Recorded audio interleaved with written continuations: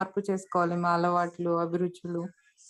తప్పకుండా మారతాయి మాతాజీ. మనం భక్తుల సాంగత్యంలో ఉంటూ ఉంటే హ్మ్.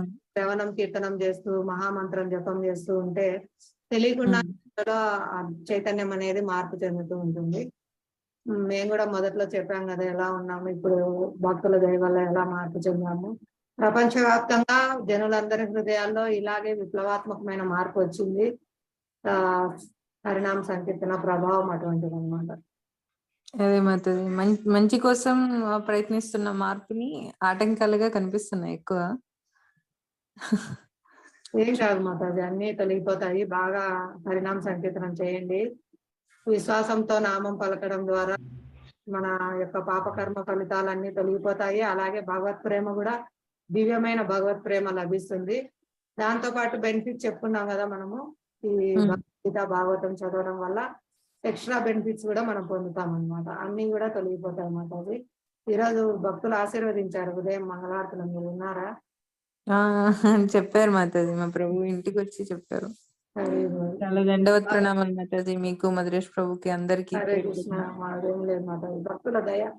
వైష్ణవులు ఎంతో కృప కలిగి ఉంటారు. అందుకే వాళ్ళు వాళ్ళ జీవితాలు అంకితం చేసి మన కోసం, మనల్ని భగవద్ధామం తీసుకెళ్లడం కోసం వాళ్ళు వాళ్ళ జీవితాల్ని అర్పించి, వాళ్ళు త్యాగం చేసి ప్రచారం చేస్తున్నారు మాతాజీ. చూడండి, భక్తుల సాంగత్యంలో ఉండడం వల్ల వాళ్ళు భగవంతునికి చాలా ప్రీతికరమైన వాళ్ళు.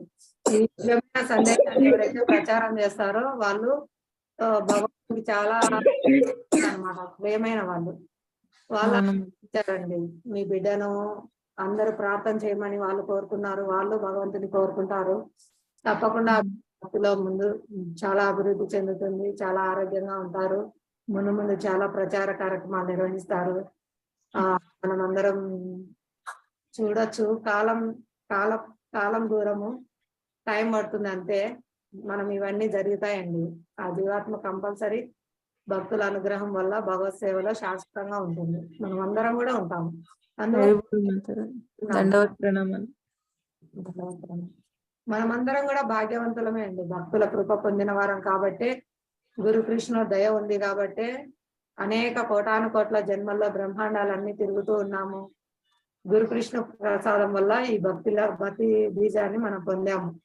దీన్ని జాగ్రత్తగా కాపాడుకోవాలంటే శ్రవణ కీర్తనలు, భగవద్గీత, భాగవతం వినడము, ఇంకా హరినామ సంకీర్తనం చేయడం ద్వారా ఈ భక్తిలత బీజం మనకు లభించింది. దీన్ని మనం జాగ్రత్తగా శ్రవణం, భగవత్ లీలలు వినడము, భగవంతుని లీలలు మీరు విన్నది ఇతరులకు చెప్పడము, ఈ విధంగా మీరు దానికి భక్తిలతను పెంచుకుంటారన్నమాట.